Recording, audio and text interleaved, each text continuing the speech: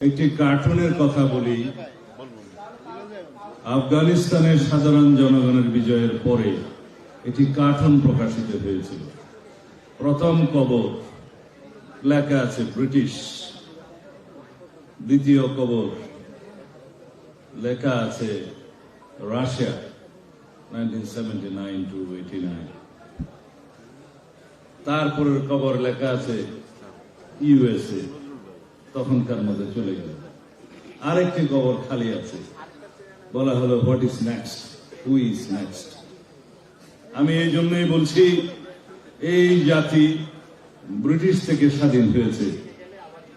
এই জাতি পাকিস্তানের বিরুদ্ধে রক্তাক্ত সংগ্রামের মধ্য দিয়ে স্বাধীন হয়েছে আমরা। এবং তৃতীয় কবরটির কথা আমি বলবো না, আপনারা সবাই জানেন। যাদেরকে দাফন করে আমরা এইবার স্বাধীন হয়েছি তাদের কথা আমি বলবো।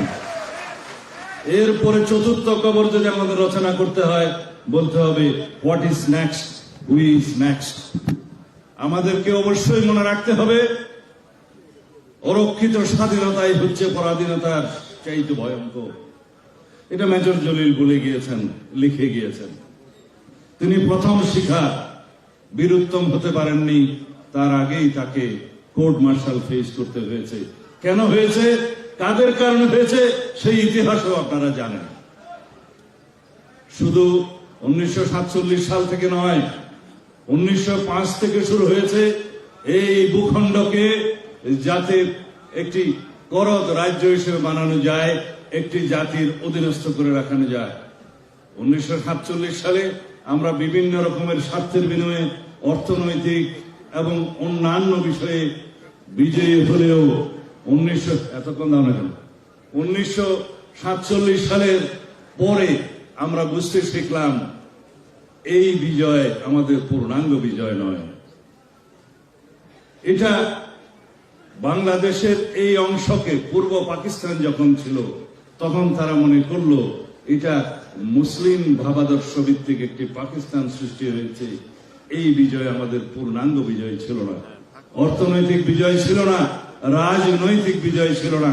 তখন থেকে অবিরত সংগ্রামের মধ্য দিয়ে আমরা 47, 52, 62, 69, 70, 71 স্বাধীনতা যুদ্ধের মধ্য দিয়ে এই ভূখণ্ডে আমরা পুরোপুরি স্বাধীন হলেও এই স্বাধীনতাকে এক বছরের মধ্যে একটি দলের স্বাধীনতা হিসাবে কুক্ষিগত করে রাখা হল।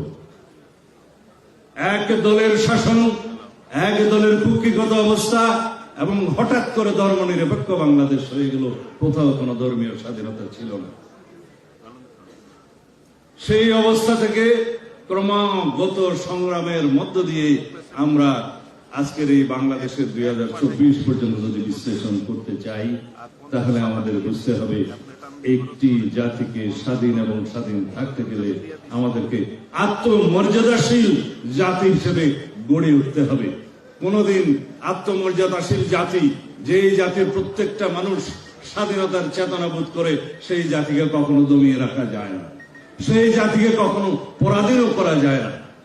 আমাদের এইবারের বিজয় আমরা যদি 1971 সালের বিজয়ের সাথে একের সাথে সমাধান করি, তাহলে বুঝতে হবে 1971 সালের স্বাধীনতা যুদ্ধের পরে, বিজয়ের পরে আমরা যা সংহত করতে পারি নাই, যেই চেতনাকে আমরা অর্জন করতে পারি নাই, যে স্বাধীনতার স্বপ্নকে আমরা ভোগ করতে পারি নাই, সেই স্বাধীনতার স্বপ্ন যাতে আমরা ভোগ করতে পারি, সেজন্য একটি নতুন রাজনৈতিক পরিসর, একটি নতুন ক্ষেত্র আজকে তৈরি হয়েছে। সেই রাজনৈতিক ক্ষেত্র তৈরি করতে গিয়ে আজকে 2024 সনের এই আন্দোলনে আমাদেরকে নতুন করে 2000-এরও বেশি প্রাণ বিসর্জন দিতে হয়েছে। আমাদেরকে আহত হতে হয়েছে, পঙ্গুত্ব বরণ করতে হয়েছে প্রায় 20 থেকে 22,000 মানুষের। এত বড় আত্মত্যাগের পরেও যদি আমাদের ভিতরে বোধোদয় না হয়, এই স্বাধীনতাকে কি আমরা কোন একটি রাষ্ট্রের করদ রাজ্যে পরিণত হওয়ার জন্য অর্জন করব? এই স্বাধীনতা কি আবারও আওয়ামী বাকশালীদের রাজনীতি করার ক্ষেত্র হিসেবে পরিণত করব? যদি তা না হয়, তাহলে রাজনৈতিকভাবে আমাদেরকে একটি আত্মমর্যাদাশীল জাতি হিসেবে গড়ে উঠতে হবে, এবং সেখানে রাজনৈতিক নেতৃত্ব দেবেন আপনারা। সেটাই হোক আজকে আমাদের এই বিজয় দিবসের আলোচনার প্রধান শপথ। আমরা যদি বলতে চাই, সেই 1857 সালের সিপাহী বিদ্রোহের সময় থেকে আজ পর্যন্ত যত সম্রাট বাহাদুর শাহ জাফরের সৃষ্টি হয়েছে, কেউই হয়তো সফল হতো না যদি আমরা আত্মনির্ভরশীল এবং আত্মনির্ভরতার জন্য আমরা যদি একজন জিয়াউর রহমানকে না পেতাম। এই বাংলাদেশ একজন জিয়াউর রহমানকে ধারণ করেছিল বলেই আজ পর্যন্ত সেই জিয়াউর রহমানের প্রতিষ্ঠিত দল বিএনপি স্বাধীনতাকে পাহারা দিচ্ছে।